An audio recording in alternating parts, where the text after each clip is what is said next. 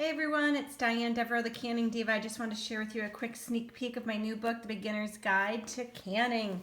It has 90 easy recipes that you can can, savor, and gift. I've got a whole chapter dedicated towards that. And then this is for those of you that are interested in learning how to not only water bathe, but also pressure can.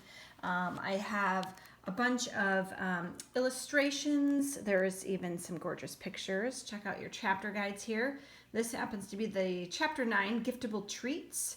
The whole first chapter is geared towards giving you the knowledge you need so that you can safely preserve food in your kitchen.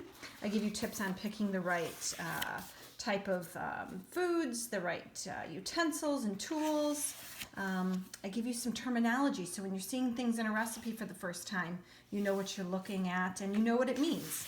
And then I also give you a step-by-step guide so that you can preserve your first batches. And this is important for those of you new to canning because I help you get prepared and I break down each step of the recipe and then give some really cool diagrams so that you are understanding what every step means. So go ahead, head on over to Amazon.com, do a quick Google search, for Beginner's Guide to Canning, or click the link within this video and get yours on pre-order now.